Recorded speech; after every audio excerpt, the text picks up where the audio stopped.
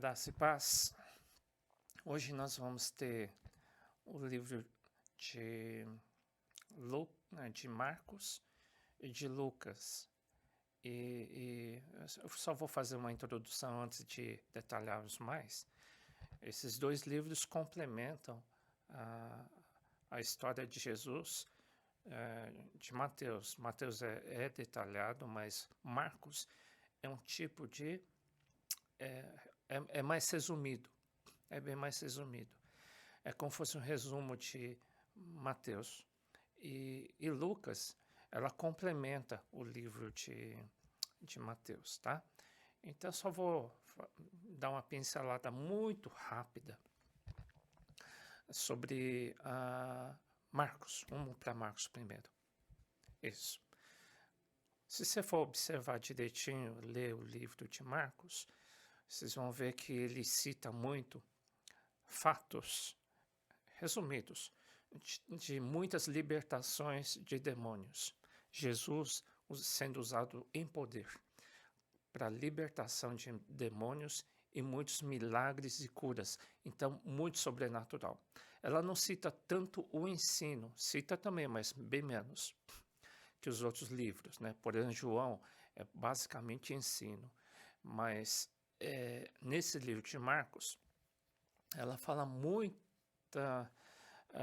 da manifestação de Jesus, do seu poder, não da sua palavra tanto, mas muito mais da manifestação do poder de Jesus através de libertação de demônios e curas e milagres. Em contrapartida, vocês vão notar também a resistência de fariseus, que eram os religiosos da época, saduceus, que eram religiosos e políticos da época, contra o quê? Contra o ensino, claro, de Jesus, e também eles resistiam à manifestação do sobrenatural, como que os religiosos da época, como que os fariseus, saduceus, eles resistiam contra a manifestação do sobrenatural de Deus também. Olha o perigo, isso daqui vale para hoje em dia, tá? Às vezes eu percebo que existe muita resistência ao sobrenatural de Deus, tá? Existe muita resistência ao ensino de Jesus, mas existe muita resistência, raiva até e ódio que os fariseus e saduceus tinham, os religiosos tinham, em relação ao sobrenatural de Deus. Tá? Então, o livro de Marcos, nós percebemos isso, só para complementar os comentários de hoje. Tá? Vamos para Lucas. Eu citei 2 versículos. Lucas, ele dá alguns detalhes que Mateus não dá. Tá? Eu vou citar um exemplo. Fala muito mais detalhadamente de João Batista. Eu vou ler esse versículo. Pois ele será grande aos olhos do Senhor. Não aos olhos humanos. Ele não era visto como uma pessoa grande, mas aos olhos de Deus. João Batista, era visto com bons olhos do Senhor. Nunca tomará vinho nem bebida forte, está falando de João Batista, e será cheio do Espírito Santo antes mesmo de nascer. Fará muitos israelitas voltarem ao Senhor seu Deus. Ele foi um tipo de evangelista, fazendo com que o povo de Israel se convertesse, se arrependesse dos seus pecados, né? Então, o espírito de Elias, primeiro, tem uma característica de evangelismo. Segundo, será um homem com o espírito e poder de Elias. Ou seja, não que ele fosse Elias, mas João Batista tinha o quê? O espírito e poder sobrenatural de Elias. Você sabe que a história de Elias era cheia de sobrenatural, de milagres. Então, evangelismo é o coração de Elias e o poder de Elias, tá bom? E preparará o povo para a vinda do Senhor. Então, o João Batista se preparou para a primeira volta de Cristo. Fará o coração dos pais voltar para os seus filhos. Ele era um ministério que restaurava relacionamentos de pais para filhos e filhos para pais, né? E levará os rebeldes a aceitarem a sabedoria do justo, fará com que eles se arrependam, né? Então, é um espírito de reconciliação também, de autoridades, né? Vê que isso daí foi a manifestação de Elias, do espírito de Elias, na época de João Batista. E também isso iria funcionar antes da segunda volta de Cristo, que o espírito de Elias iria aparecer. Deus vai levantar muitos evangelistas, Deus vai levantar muitos profetas, Deus vai fazer aparecer muitos milagres, muita libertação de demônios, muitas curas. Haverá também reconciliação de autoridades da sua vida, pais, mães, espirituais também, né? E creio que serão dias assim. Isso é um preparativo para a segunda volta de Cristo. Só para te citar que isso está citado em Lucas e também está citado no Antigo Testamento. Vamos para a próxima. E eu vou ler esse versículo também que diz assim. E está em Lucas 5,17. Aconteceu que num daqueles dias estavam ali assentados fariseus e doutores da lei que tinham vindo de todas as aldeias da Galileia e da Judeia e de Jerusalém. E a virtude é poder, tá? O poder de Deus estava ali. Em quem? Em Jesus. Então, hoje, o Espírito de Deus não está sobre, mas está em nós, né? E o poder de Deus, claro que Jesus esperou 30 anos para começar a ministrar. Assim também temos um tempo de Deus para nos preparar. Mas tem um dia que, através do poder do Espírito Santo que habita em nós, precisa começar a se manifestar. Tá? Eu citei esse versículo porque está muito ligado ao versículo anterior. Creio que é um versículo profético para os dias atuais também. Tá bom? Vamos ver o estudo mais detalhado de de Marcos e de Lucas, tá bom? Deus te abençoe. Hoje nós vamos dar o módulo 2, aula 5. Hoje nós vamos estudar o Evangelho de Marcos e Lucas. Eu vou fazer uma breve recapitulação de Mateus. Por quê? Porque em Mateus nós somos bem detalhistas, né? E Lucas, Marcos e Lucas são muito parecidos com Mateus. Por isso que eu preferi gastar mais tempo em Mateus, né? Assim, Marcos, por exemplo, parece um resumo até. Não digo resumo, é uma coisa mais condensada, mais simplificada e é muito repetido. Existe muita coisa repetitiva de Mateus, né? Lucas também. Então, hoje eu vou dar uma aula complementar daquilo de Marcos, aquilo que eu não falei em Mateus. Ou seja, não tem Mateus e tem Marcos, ou tem é mais detalhado, então eu vou falar sobre esses assuntos que não estão em Mateus. Lucas também, aquilo que não tem em Mateus, eu vou falar em Lucas.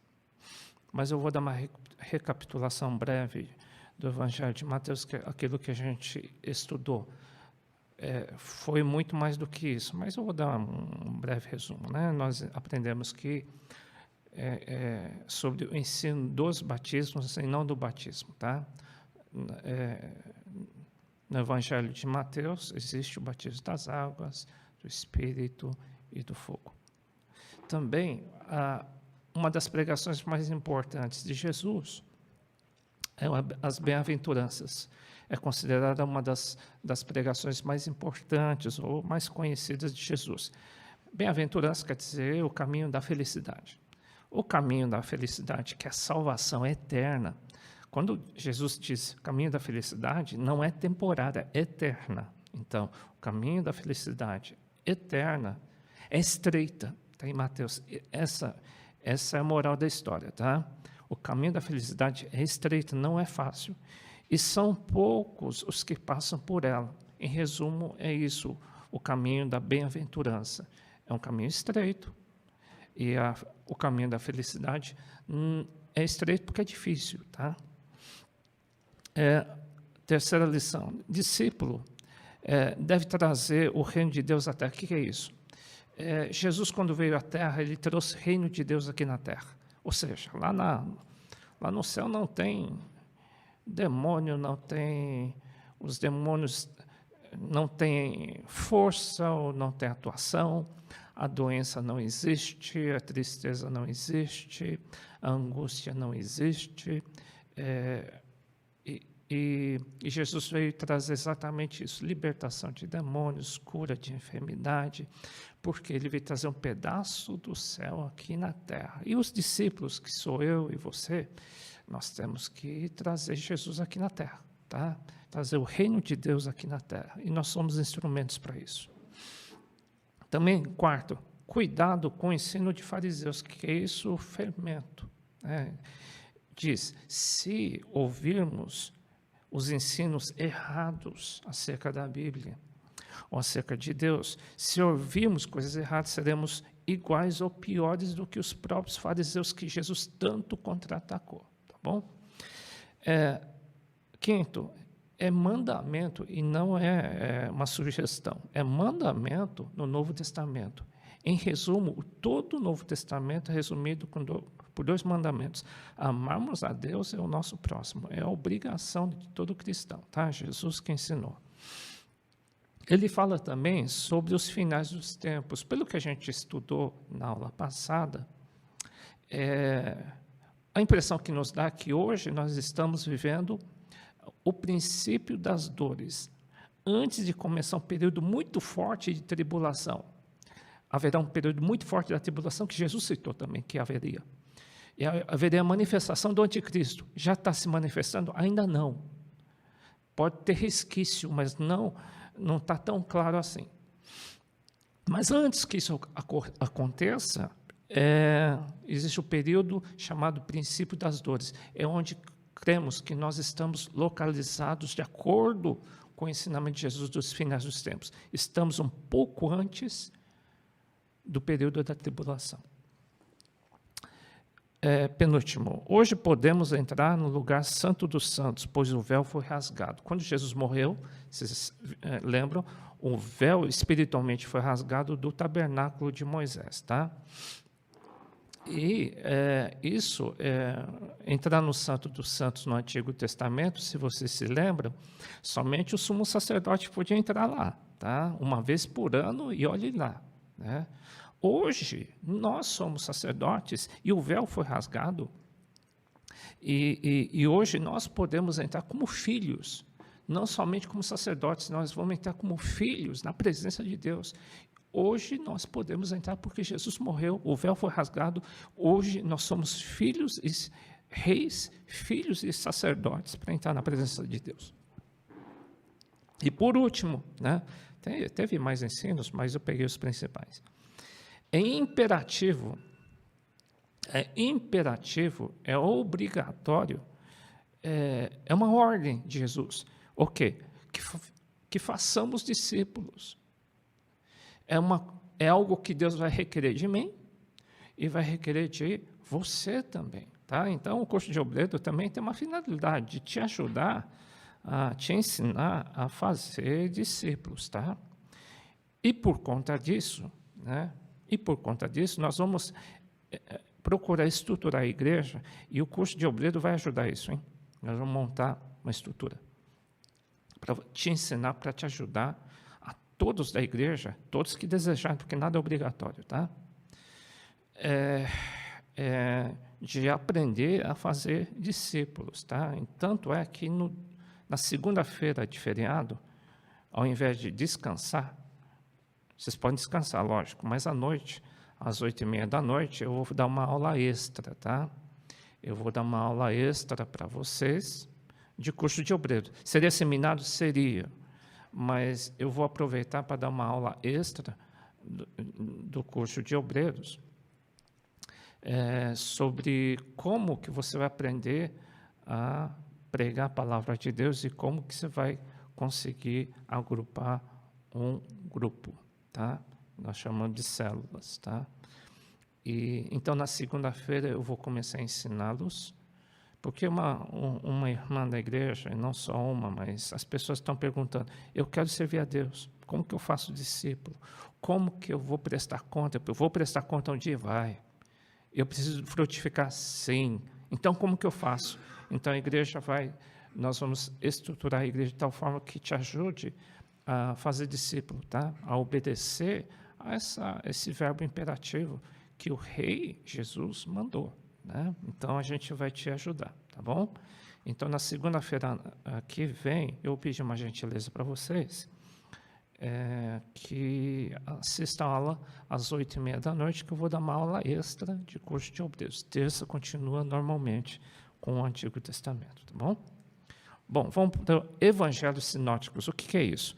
É só para explicar que Mateus, Marcos, Lucas têm muitas histórias em comum, são muito parecidas, tá? É isso aí. Evangelhos Sinóticos é isso. Vamos começar com o Evangelho de Marcos. Marcos não era um dos 12 discípulos, tá? Ele foi um obreiro, de acordo com esse comentarista. Esse resumo é bacana, tá? Mas não pode ser que alguma coisa não seja tão precisa assim. É um comentário desse autor, tá? Ele diz que esse evangelho, que o escritor, que era Marcos foi sobrinho de Barnabé, que foi um tipo de um líder de Paulo, tá? Ele que chamou Paulo para uma igreja lá em Antioquia, e Marcos era o sobrinho dele. Então, esse autor chama ele de obreiro e não de apóstolo. Não se sabe com certeza se ele era um apóstolo ou não, tá? Por quê? Primeiro que ele que escreveu esse livro. Não é qualquer um que escreve um livro e assinado pelo próprio Deus. Marcos escreve, quer dizer, ele, não sei se é editor daquela época, porque não exatamente ele escreveu, mas ele transmitiu o livro de Marcos, foi ele. Não era um dos 12 discípulos, não sei se era apóstolo ou não. Ele disse que era um obreiro, tá? Era sobrinho de Barnabé. Foi escrito em Roma para os romanos, de acordo com os estudos aí, tá bom? A ênfase que ele dá, esse estudioso, ele analisou o livro de Marcos e, na opinião dele, e está certo, né? Ele vê uma característica muito forte em Jesus, ele dá uma ênfase muito forte em Jesus. Em que sentido? Que dá um sentido que Jesus tinha um coração de servo. Era uma característica de Jesus, que ele veio para servir e não para ser servido. É uma característica muito forte do nosso Senhor e do nosso pastor principal, a quem nós temos como referência, que é Jesus Cristo. Qual? Ele dá ênfase que Jesus era servo, tá? E extremamente leal e obediente a uma diretriz que Deus deu, um chamado que Deus deu para ele. É uma característica do povo de Deus, tá? Qual? O cristão, ou seja, aquele que serve a Jesus. Primeiro, só um comentário paralelo. É como Jesus, tem um coração de servo e é leal, tá bom? Vamos lá. Agora sou eu que vou comentar sobre as passagens que eu não comentei muito em Mateus, porque não era muito enfatizado, tá? João Batista. João Batista, pelo que a gente vê aí, ele foi um parente de Jesus, mas ele está comentando mais em Lucas, tá? Ele é chamado de profeta, parecido com Elias. É chamado por Jesus de um profeta como Elias. Por quê? Ele profetizava o futuro? Ele profetizava, quando via alguém, ele dava uma profecia? Não exatamente. É que, aí eu coloquei uma vírgula, atos proféticos. Por que atos proféticos? Ele não fazia muita coisa. Ele não pregava muita variedade. Ele não tinha muita variedade de profecia, não. Ele só... ele praticamente ele pregava para os judeus. E ele ensinava a seguinte mensagem: vocês precisam se arrepender do seu pecado. Então, vocês precisam receber o batismo. Era chamado de batismo do arrependimento. Então, ele podia até, como judeu, dizendo assim, gente, vocês precisam voltar a ser judeus firmes. Vocês têm que circuncidar, porque vocês não fizeram direito à circuncisão. Ele poderia ter feito isso. Mas não, ele foi um profeta porque ele já estava prenunciando uma transição do judaísmo que pregava a circuncisão, para quê? Para o batismo, que era uma novidade para eles. Só que tinha um significado. Qual que é o significado que ele queria transmitir? Arrependimento de pecado. Por isso que ele chama de profeta, porque ele está preparando uma mensagem do Novo Testamento, que era basicamente o quê? Batismo, que haveria batismo, ou seja, vocês têm que mergulhar, vocês têm que se aliançar no quê? Vocês têm que ser um povo quebrantado e contrito dos seus pecados. Parem de pecar. Vocês estão muito longe de Deus. Ele estava pregando para os próprios judeus isso. Ele estava, e praticamente dizendo assim, ele não estava falando para os judeus circuncidarem. Não, ele está dizendo assim, em lugar da circuncisão, batismo do arrependimento. Então, ele estava num período de transição, ele estava avisando que viria um novo período. Por isso que ele é chamado de profeta. Ele preparou o caminho para o nosso Senhor Jesus Cristo. Marcos 1, 2, 4 diz, eis que eu envio o meu anjo ante a tua face, qual preparará o teu caminho diante de ti. Apareceu João batizando no deserto, pregando o batismo de arrependimento para perdão dos pecados, porque o pecado era intenso. Tá? Só a título de curiosidade, os primeiros 12 apóstolos, eles são chamados de apóstolos, tá? Eles foram nomeados por Jesus para pregar. Eles também foram nomeados para quê? Curar e expulsar demônio. Basicamente isso. Se vocês forem ler aí, Pedro é comum, vocês conhecem. Tiago, filho de Zebedeu, João, vocês também conhecem. Agora o restante, André, Felipe, Bartolomeu, Mateus 5, a gente conhece, Tomé, Tiago, Tadeu, Simão, Judas Iscariotes também a gente conhece. Mas você sabe que eles não tiveram muita repercussão na igreja, eles não aparecem praticamente como pessoas assim bem conhecidas. Tá? Inclusive Lucas nem faz parte desse grupo, nem Marcos. Tá bom? Eles eram... Por isso que eu não sei te dizer se Marcos ou Lucas, apesar de alguns comentários que eram obreiros, é uma tese, tá? Alguns acham que eles eram apóstolos. Até pode ser porque eles escreveram, Escreveram Lucas, escreveram Mateus, eles tinham importância. Tá bom?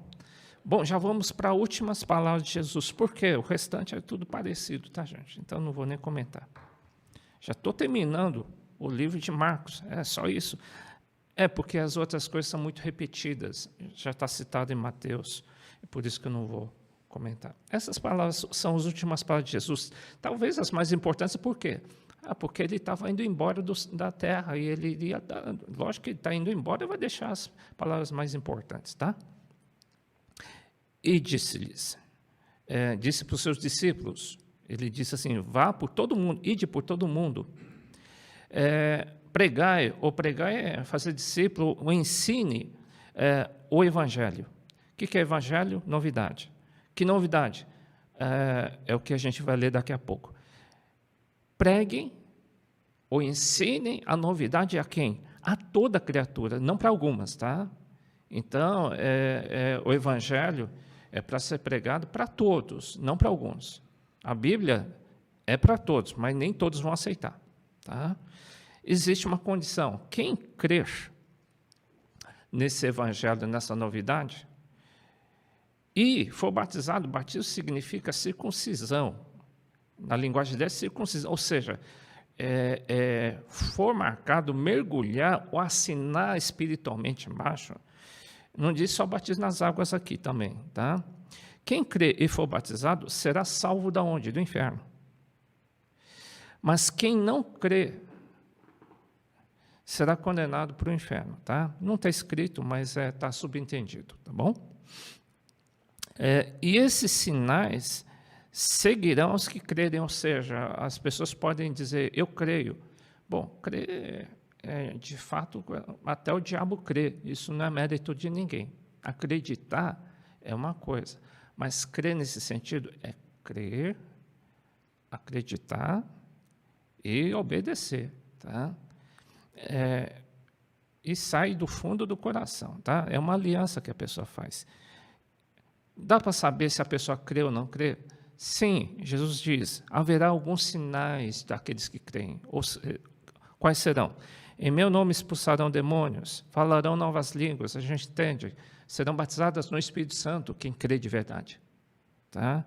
Pegarão na serpente, se beberem alguma coisa mortífera, não lhes fará dano algum, serão protegidos. Porão as mãos sobre os enfermos, está falando de dons espirituais, e curarão. Né? Bem, para interpretar esse texto, é questão de interpretação de texto. Simples assim, tá bom? É o que está escrito? É o que está escrito. É o que nós cremos? Sim, é o que nós cremos. Eu vou só detalhar o versículo, então, evangelho significa novidade. É para todos, o evangelho nós entendemos que é para todos, não é para alguns, tá? Porque naquela época os judeus achavam que era só para eles.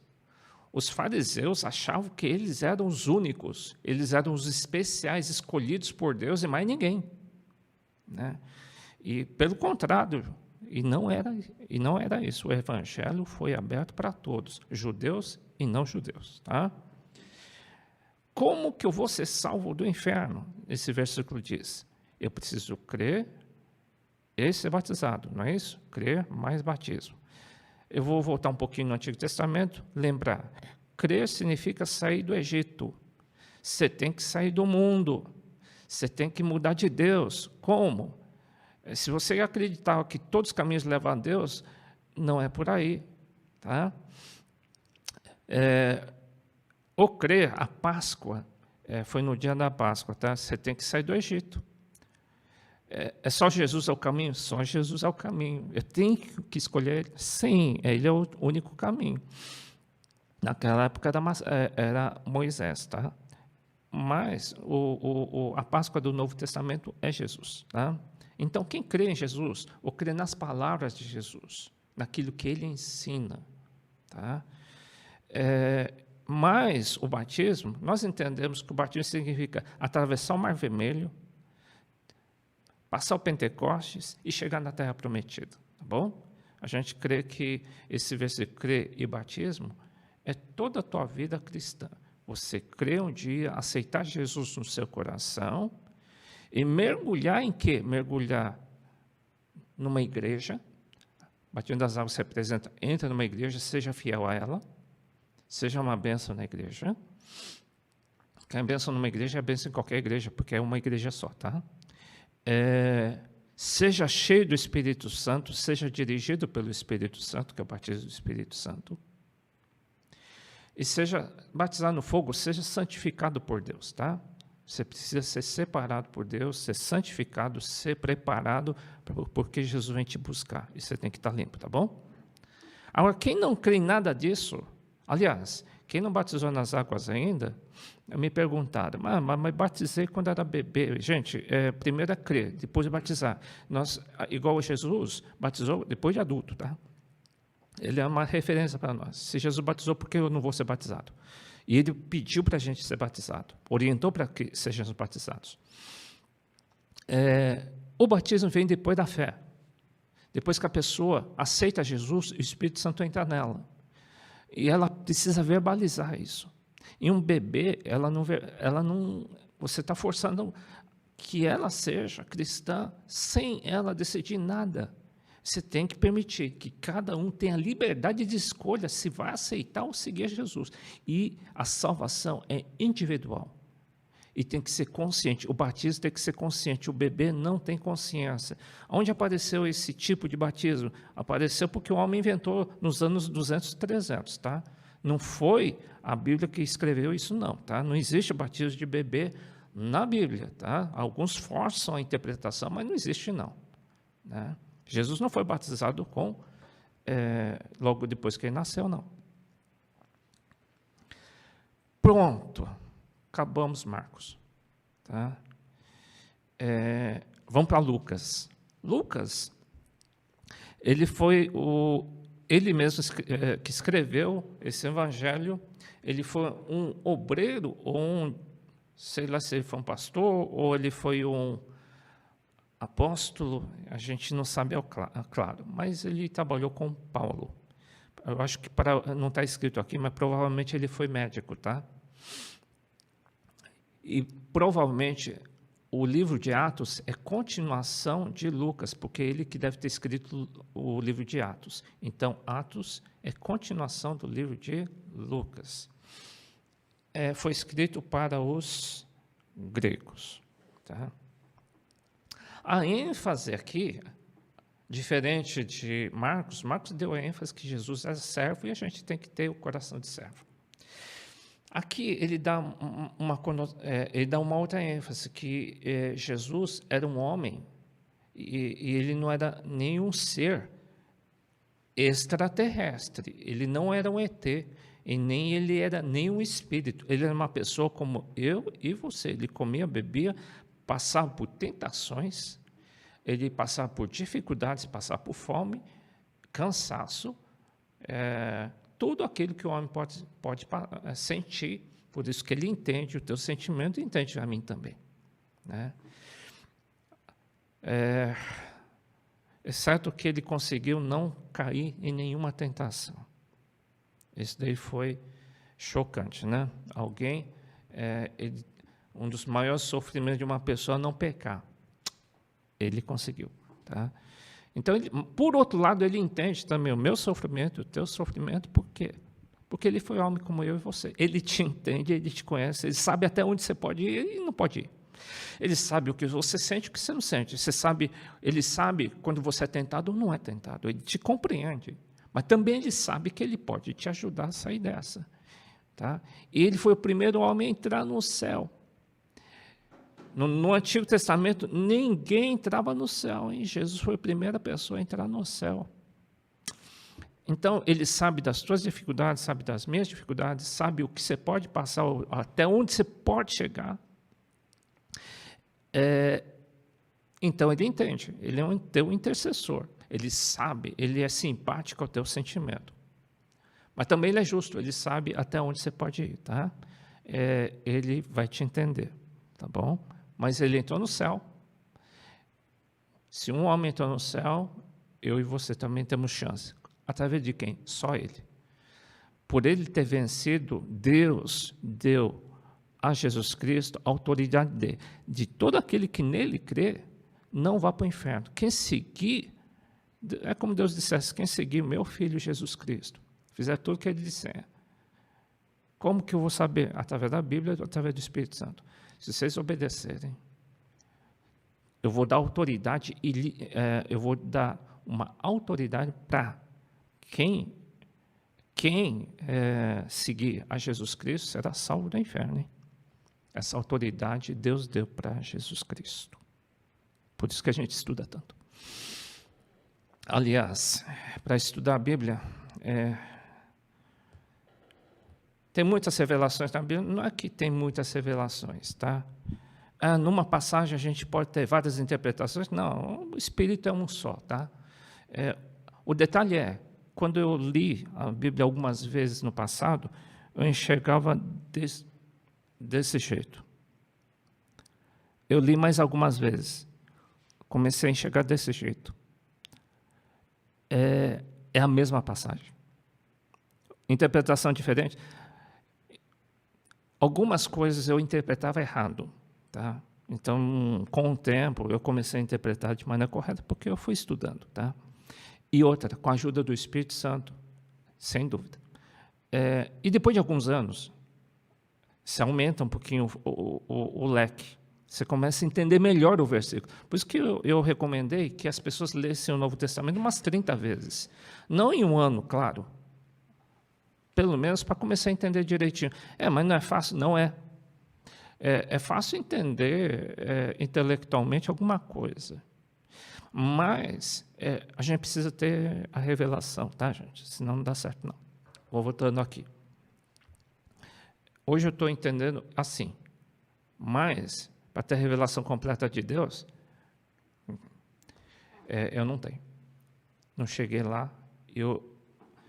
Ano passado eu enxergava assim, esse ano eu enxergo assim. Tá? O Novo Testamento, a Bíblia. Os pensamentos de Deus são muito altos, então é difícil, tá? Vamos para Lucas. Aqui ela cita um pouquinho o nascimento de João Batista, filho de Zacarias e Isabel, prima de Maria, tá? Pois existe esse parentesco, Jesus e João Batista. Cita o anúncio do nascimento de Jesus com mais detalhes. Fala da circuncisão de Jesus aos 8º dia, no capítulo 2. Da adolescência de Jesus, fala muito pouquinho, né? Aí você vê, a vida de Jesus começa a ser não contabilizada, mas começa a ser, o ministério dele começa aos 30 anos, mais ou menos, de idade. Tá? Mas e esse período todo? Ele não fez nada? Existe um livro chamado Hebreus, que diz assim, ainda que ele era filho de Deus, ele aprendeu obediência por aquilo que padeceu. A Bíblia diz que ele sofreu durante o período de 0 a 30 anos. Ele teve que aprender a obedecer a Deus. Durante 30 anos ele foi preparado. Jesus, o meu Deus e o teu Deus, ele foi preparado 30 anos para que em 3 anos ele impactasse o mundo inteiro. Tá? Primeira lição, tá, gente? Exige mais... na Bíblia, os homens de Deus tiveram um período longo de preparo. Eles não apareciam, eles não se manifestaram, não é citado quase nada de Jesus até os 30 anos. Por quê? Ele foi treinado. Então, é essencial um período de treino. Eu sei que nós não vamos ter 30 anos de tempo para preparar a turma de obreiros.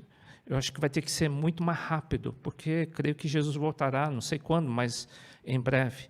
Eu acho que Deus vai condensar o tempo, né? Por outro lado, você tem que ter um preparo. Tem que preparar, né? Eu estou sendo preparado já há 46 anos, mais ou menos, né? 46 anos. Mas você não chegou no ponto? Não, claro que não, né? Claro que não. Né? Eu acho que e cada um é cada um. Alguns precisam de 40 anos, alguns precisam de 50, mas os últimos dias serão melhores do que o começo. Você está sendo preparado para que o melhor de Deus aconteça. É assim, Deus prepara para que, no final, você venha frutificar no ministério. Tá? Exige muitos anos para que você dê certo. Tá? Por que tanto tempo? É para tratar nosso eu, tá? Porque aprender a ser obediente, aprender a ser submisso, exige tempo. Exigiu 30 anos de Jesus. Né? O problema da submissão, humildade, obediência, não se aprende em curso de obreiro. Tá? Não se aprende. A gente ensina, mas ser obediente ou ser submisso é outro papo. Tá?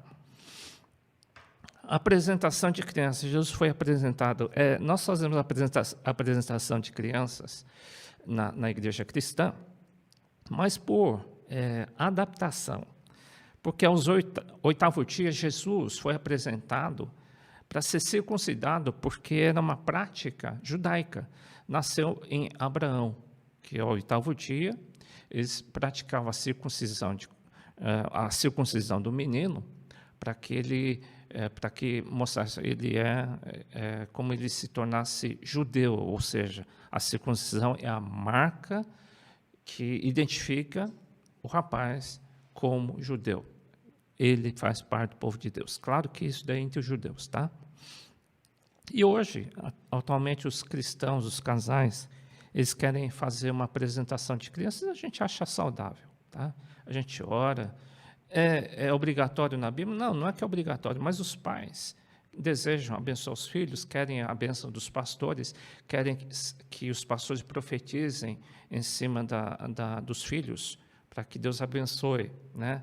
E eu acho saudável, né? Mas isso foi uma adaptação desse capítulo de Lucas, né? Não existe um versículo dizendo, vocês têm que apresentar as crianças na igreja. Não é isso, não. É que a gente fez uma adaptação, a igreja evangélica fez essa adaptação, tá bom? Da circuncisão com a apresentação de crianças. É o mesmo significado? Não. Né? Não, mas é uma prática saudável. Eu já falei sobre o jejum, aqui é detalhado o jejum de Jesus. A gente entende o significado do jejum. Como? Eu já expliquei isso no jejum, que os 40 dias de jejum, Jesus foi com comida, foi um jejum normal, natural, como qualquer um. Não foi um sobrenatural. E quando ele começou o jejum de 40 dias, Jesus, cheio do Espírito Santo, voltou do Jordão e foi levado pelo Espírito Santo ao deserto. E 40 dias foi tentado pelo diabo, e naqueles dias não comeu coisa alguma. Não diz comeu e bebeu, ele diz não comeu coisa alguma, então bebeu. Tá? E terminados, eles teve fome. Normal. Né? E depois do jejum, não é que depois do jejum, é depois dos 40 dias, em Lucas 4,14, a continuação diz, então, depois do jejum, ele saiu do jejum pela virtude é poder. Então, o jejum traz... Jesus é um modelo de jejum para nós, tá? Antes do jejum, você pode estar cheio do Espírito Santo, mas o jejum é para quê? Ele fez para quê? Ele tinha que fazer muita coisa. O quê? Ele tinha que abençoar, libertar e curar muita gente. Ele tinha que escolher os seus discípulos. Ele tinha que ser sensível para que escolhesse de acordo com a vontade de Deus. Então, ele precisava do quê? Jejum. Ele tinha que ser sensível ao Espírito Santo. E o jejum traz poder do Espírito Santo. Uma coisa é você estar cheio do Espírito Santo, outra coisa é você ter o poder do Espírito Santo. É com base nessa passagem que a gente jejua, tá bom? A finalidade do jejum é o quê? Trazer poder.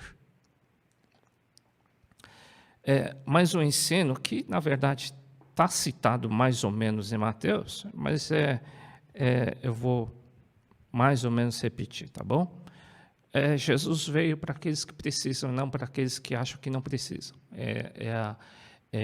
A moral da história de Jesus. Né? E disse Jesus a Simão, não temos... Não é isso daí, não. Lucas 5, 30 e 31. Os escribas deles, fariseus, murmuravam contra os seus discípulos, dizendo, por que comeis e bebeis com publicanos e pecadores? Jesus respondeu, disse-lhe, não necessitam de médicos os que estão sãos, mas sim os que estão enfermos. Ou seja, Jesus veio para aqueles que se sentem necessitados e não aqueles que se acham que estão bem. Tá? É isso que ele quis dizer para os fariseus. Vocês estão bem, vocês não precisam, né? Eu vim para aqueles que se sentem necessitados. Esse é o destino do Evangelho. Jesus não veio para os teólogos, Jesus não veio para os fariseus, Jesus veio para quem? Necessitados. Orientação aos 70 discípulos. Além dos 12 discípulos, eles tinham 70, eles tinham os 3 principais, que eram mais achegados, Tiago, João e Pedro. Tinha os 12, que não eram tão conhecidos, né? os 9 restantes. Tinha 70 outros discípulos, né? E ele tinha a seguinte orientação. Isso serve para nós também. Quando Jesus envia, ele dá autoridade, tá? Então, me perguntaram, puxa, até o André me perguntou, como que eu faço aqui em Boca Raton, né? Não sou nem pastor, nada. O que eu faço aqui? E se, por exemplo, vier um endemoniado? E se tiver alguém que tiver que batizar nas águas? E alguém que estiver doente, o que a gente faz, né? Bem, a igreja recebeu uma autoridade dada por Jesus, essa autoridade a gente repassa também. Tá? E Jesus fez com os seus discípulos. Ele diz assim, designou o Senhor ainda os outros 70 e mandou diante da sua face 2 a 2. e todas as cidades para onde que eles fossem. Grande é, em verdade, a seara de poucos obreiros. Rogai, pois, ao Senhor da seara que mande obreiros para a sua seara. Ou seja, ele enviava 2 a 2, ele delegava autoridade. Ele dizia, faz em meu nome. Então, quando Jesus delega, a pessoa recebe a autoridade, tá bom?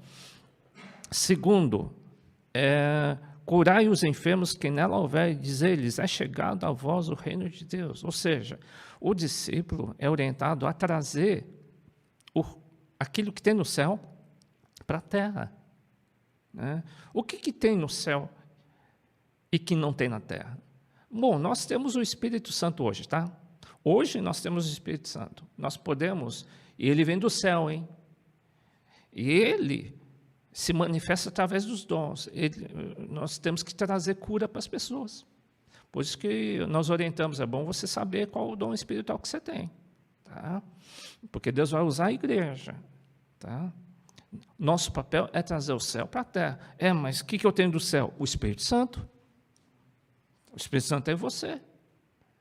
Você tem que trazer aquilo que tem do céu. O que você tem do céu? O Espírito Santo. É isso. Tá? Ele está acostumado a curar, tá? Opa. E por fim, e se a pessoa não quiser? Por exemplo, né? Vocês estão mandando, compartilhando os cultos. Hoje é mais fácil, tá? É só apertar o botão e você evangeliza através dos cultos, tá? Diz assim, em qualquer cidade em que entrardes e vos não receberem, saindo por suas ruas, dizei, até o pó da vossa cidade se nos apegou, sacudimos sobre vós, sabe contudo que já o reino de Deus é chegado a vós. Haverá mais tolerância, haverá naquele dia para Sodoma do que para aquela cidade que não te receber. Ou seja, se as pessoas não receberem, eles vão sofrer as consequências. É pesado, é pesado. Mas você precisa dar a chance da pessoa receber Jesus. Você tem que dar a chance das pessoas receber. Mas não se ofenda. Existe um julgamento severo para aqueles que não aceitarem o teu convite a Jesus Cristo. Tá? Grave, né, gente? Mas Deus já está começando a liberar. Ele está dizendo, já é hora, agora é hora de compartilhar. Tá bom? A gente sente no mundo espiritual o que ele está pedindo, tá bom? Existe uma parábola do amigo importuno que eu vou citar aqui. Pedi, dar-se-vos-á, buscai e achareis, e batei, abrir-se-vos-á. Muitos conhecem esse versículo. Porque qualquer que pede, recebe, e quem busca, acha, e quem bate, abrir-se-lhe-á. Qual pai dentre vós, se o filho lhe pedir pão, lhe dará pedra? Ou também se pedir peixe, lhe dará por peixe uma serpente? Ele está ensinando a sermos insistentes, na verdade. Aí você pergunta, mas eu sou insistente e não consegui receber aquilo que eu queria. Sim, mas o contexto é pedindo o quê? Lucas 11, continuação. Pois se vós, sendo maus, sabeis dar boas dádivas aos vossos filhos, quanto mais dará o Pai Celestial o Espírito Santo àqueles que lhe pedirem. Ele está falando do Espírito Santo. Eu vou fazer uma simulação. Eu quero casar. Eu pedi para Deus uma noiva e eu não recebi. E o versículo diz que eu tenho que pedir, insistir. Eu estou já anos pedindo. Gente, não é esse contexto, tá? O contexto diz, insiste. Insistir do Espírito Santo. Isso Deus vai atender. Não estou dizendo que Deus não vai te dar marido ou esposa, não é isso. Mas seja importuno, ou seja inoportuno, seja insistente, seja cansativo. Em quê? Em pedir ser cheio do Espírito Santo. Isso sim. Tá bom? Outra parábola. Bacana essa, hein? Vivendo e aprendendo, né? Eu vou ler. Que homem, dentre vós, tendo 100 ovelhas e perdendo uma delas, não deixa no deserto as 99 e vai após a perdida até que venha achá-la? Muitos conhecem isso. Olha, eu vou repetir. Que homem dentre vós tendo 100 ovelhas e perdendo uma delas, não deixa no deserto as 99 e vai após a perdida até que venha a achá-la? O contexto tá? 15:7. Digo-vos que assim haverá alegria no céu por um pecador que se arrepende, mais do que por 99 justos que não necessitam de arrependimento. O contexto se tiver 100 pessoas,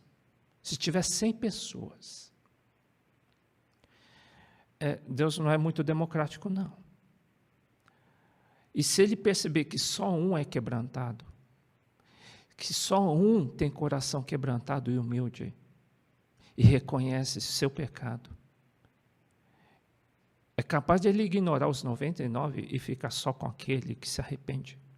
Existe festa, e se faz festa por aqueles que se quebrantam diante de Deus. Deus, mais do que números, Ele quer qualidade. Se Deus dá na verdade, Ele está dando uma direção. Olha, gente, vai atrás daqueles que são quebrantados. E essa conversa, essa parábola, ele está citando, sabe para quem? Para os fariseus. Ele está conversando com os fariseus. Ele está dizendo assim, tudo bem, vocês não precisam de mim, né? E complementa com aquele versículo anterior, né? Que ele veio para os necessitados. É essencial que... essencial, não digo... Jesus, o Espírito Santo, está de olho nos quebrantados. Ele está à procura dos quebrantados. Eu usei um termo ignora, né, mas é meio parecido, tá? É melhor um pecador arrependido do que 99 que são justos aos seus olhos. Então, é a maneira que Jesus enxerga. Se tiver 1000 pessoas, 1% a 10, né? É possível que Deus esteja naqueles 10, Deus prefere o 1%. Talvez seja, não estou fazendo numerologia aqui, tá? Mas Jesus que fez esse tipo de comparação. O 1% às vezes vale mais do que 99. A minoria às vezes é melhor do que a maioria. A minoria é aqueles que são quebrantados, contritos e que se arrependem dos seus pecados. E no mesmo contexto ele fala da parábola do filho pródigo, né? No mesmo contexto, tá? Ele diz assim, esse meu filho estava morto, estava afastado, dá a entender várias coisas. Dentre elas que um filho desviado cai na pior mesmo, tá? E às vezes Deus permite que a pessoa vá lá no fundo para que a pessoa se arrependa. É uma estratégia, às vezes, de Deus deixar a pessoa... E não é por mal, não, hein? Porque às vezes só a pessoa sentindo necessitado que a pessoa fica humilde, tá? Só assim. É a parábola do filho pródigo. Que ele disse para o pai, olha, eu quero minha herança, eu quero cuidar da minha vida, dar tudo que eu tenho direito, que eu quero aproveitar a minha vida. Tá bom. O pai ficou triste e ele aproveitou a vida. Ele se deu mal, perdeu tudo. E ele viveu como pior do que um porco, né? Ele viveu na penúria e ele quis voltar para Deus, né? Essa é a parábola, tá? Bom, mais uma... Tem tempo ainda? Tem. A parábola do rico e do Lázaro. É com base nisso que a gente entende como que funcionava o inferno antes de Jesus, no Antigo Testamento. É com base nessa parábola de Jesus? Sim. Sim. Lucas 16, 26. Diz, além disso, está posto um grande abismo entre nós e vós, de sorte que os que quisessem passar daqui para vós não poderiam, nem tão poucos de lá passar para cá. Qual que é esse contexto? Essa parábola que 2 morreram, um rico e um pobre. O rico teve uma vida muito boa, né?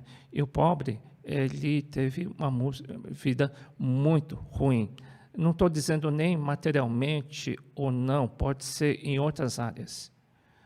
Né? O pobre pode ser aquela que nunca pôde fazer. Você sabe que a vida cristã, a gente tem que aprender a negar-se a si mesmo, vocês sabem disso, né? Jesus ensinou: aquele que não negar-se a si mesmo não pode ser meu discípulo. Tá? Então, a vida cristã, a gente tem que renegar muita coisa mesmo. Né? A gente não pode aproveitar tudo que a vida oferece.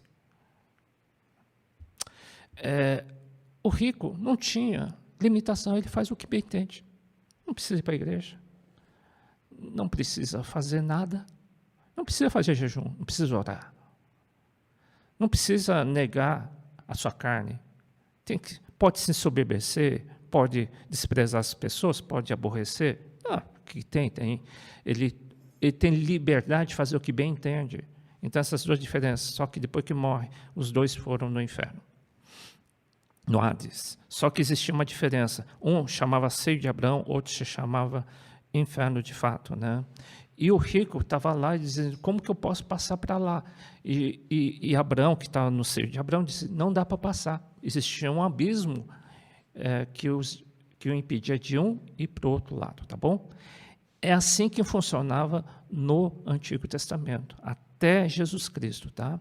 Quando Jesus Cristo morreu, ele foi exatamente aí. E ele resgatou quem? Quem estava do lado azul. Diz que pegou cativeiro, pegou essa turma do seio de Abraão e levou para o paraíso. Ele foi o primeiro a entrar no paraíso. Junto com ele, ele levou todos aqueles que estavam, junto com com Lázaro. Lá estava Abraão, Lázaro, quem mais? Esther, Ruth, né? Elias não sei não. Elias estava com Moisés na transfiguração. Não, estava lá. Acho que sim, sei lá. Mas muita gente boa da Bíblia estava lá, tá bom? Depois, no Novo Testamento, esse seio de Abraão ficou no paraíso lá em cima, tá? Hoje, o inferno se mantém no mesmo lugar. Mais você vê como que Jesus dá tanta ênfase a fariseu versus pecador, né? O fariseu, estando em pé, orava consigo mesmo, dizendo: ó Deus, graças te dou, porque não sou como os demais homens, roubador, injusto, adúltero, nem ainda como esse publicano, esse pecador. Por outro lado, o publicano, porém, estando de pé, de longe, nem ainda queria levantar os seus olhos nos céus, mas batia no peito, dizendo: ó Deus, tem misericórdia de mim, pecador. Digo-vos que esse desceu justificado para a sua casa, não aquele, porque qualquer que se a si mesmo se exalta será humilhado, e qualquer que a si mesmo se humilha será exaltado. Cor de obreiro. Gente, o fariseu é péssimo exemplo, tá? O mundo mostra que a gente tem que ter uma autoestima elevada, se sobressair, tudo bem, você pode ser bem-sucedido, eu espero que sim, mas seja sempre humilde, tá?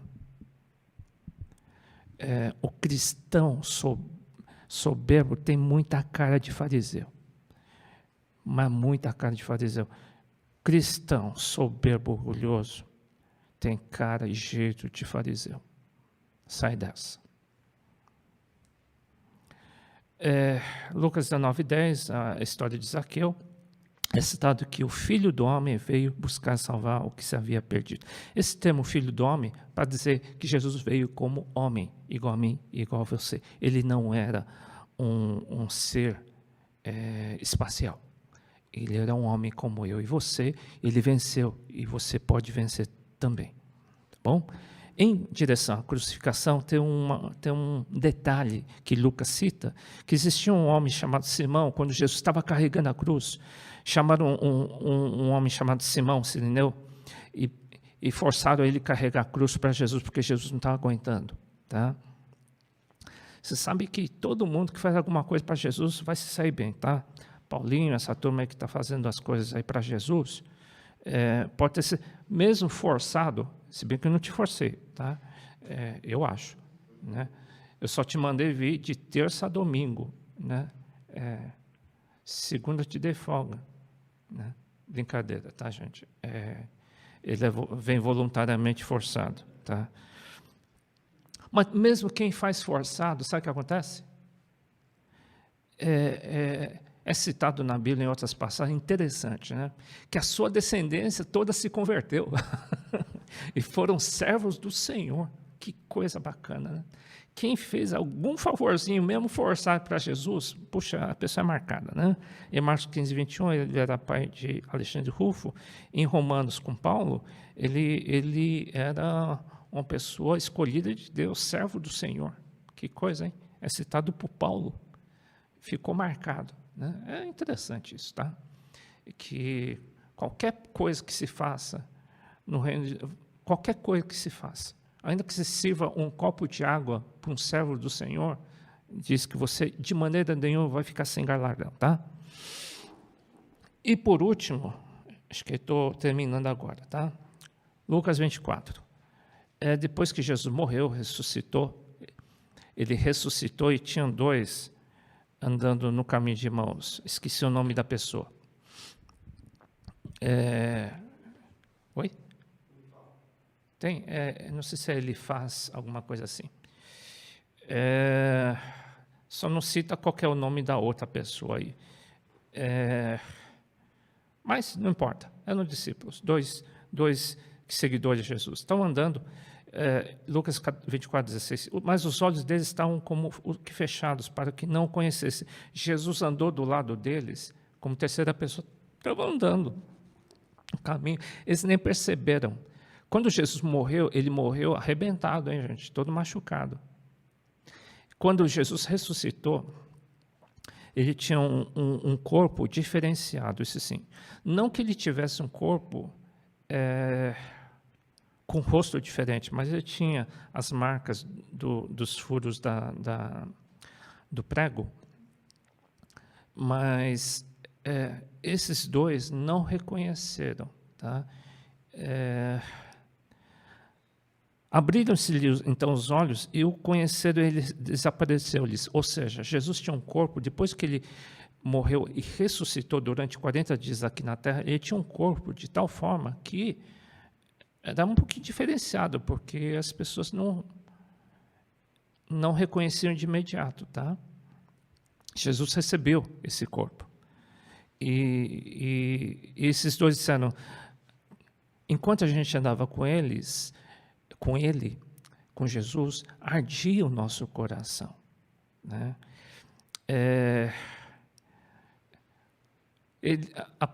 O que diferenciava Jesus era a presença dele. A presença dele fazia com que as pessoas sentissem uma ardência no coração.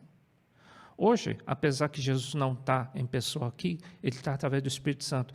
Esse negócio de arder o coração, aquecer o coração, muitos que recebem oração ou intercessão de pessoas muito ungidas, alguns sentem um calor do Espírito Santo. Alguns que recebem o batismo do Espírito Santo recebem o calor do Espírito Santo. É Jesus Cristo, tá? É o Espírito Santo tocando no teu coração. É a mesma coisa. Eles estavam sentindo a presença de alguém especial, mas o Espírito Santo acho que fez com que eles não reconhecessem a Jesus. Pronto, tá? Vede as minhas mãos e os meus pés, que sou eu mesmo. Apalpai-me e vede, pois o Espírito não tem carne e ossos, como vedes que eu tenho. Jesus tinha um corpo diferenciado, tá? E quando Jesus subiu ao céu, dizem que ele teve um corpo glorificado. Provavelmente é um corpo que talvez eu e você tenha quando nós estivermos com Jesus. É isso aí, gente.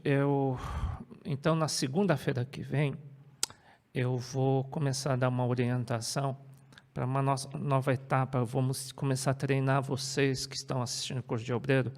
Nós vamos ensinar vocês a pregarem. Como que a gente vai pregar? Vocês vão pregar online, tá? Como? Então, a gente vai ensinar a partir de segunda-feira. Na segunda-feira eu vou ver se eu ensino tudo, tá? Eu dou umas orientações e vamos organizar uma data semanal para que você comece a aprender a pregar, a aprender a orar, a aprender os dons espirituais, a aprender a evangelizar, a aprender a cuidar das vidas, tá bom? Então, isso, os pastores, algumas pessoas vão te ajudar a mentorear, vão te ajudar a acompanhar nesse crescimento. Porque uma coisa é só assistir aula, outra coisa é você botar a mão na massa e aprender. Nós queremos que no final do ano que vem você saiba pregar a palavra de Deus, saiba orar, saiba curar, saiba libertar as pessoas. É esse o objetivo desse curso também, não ficar somente na teoria. Aqueles que não batizar nas águas, gente, se apressa, tá? Se você crê de fato nas palavras de Jesus, você sabe que é essencial você batizar, tá bom? Então procure seus mentores e batize rapidinho. Deus abençoe a todos. Tchau.